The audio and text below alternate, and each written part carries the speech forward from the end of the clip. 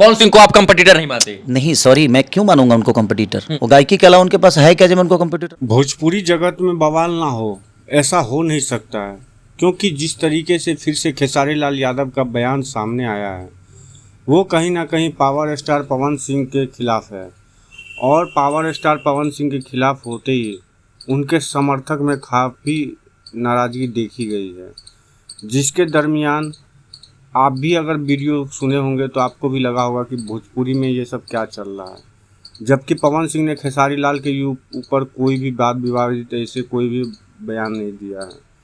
उनसे कितना भी शुभांकर मिश्रा ने पूछने का कोशिश किया, फिर भी उन्होंने कोई उल्टा सीधा जवाब नहीं दिया। लेकिन हाल ही में जो है खेसारी लाल यादव का जो बयान आया है वो कहीं ना कहीं जो है सो भोजपुरी जगत में फिर से बवाल पैदा कर दिया है। और शायद खेसारी लाल यादव यही चाहते हैं कि इसे बवाल करके जो है सो हम ट्रेंडिंग में रहें। आप लोग की क्या राय है, आप लोग ज़रूर कमेंट बॉक्स में ज़रूर देना। क्या खेसारी लाल यादव का बयान सही है या गलत है?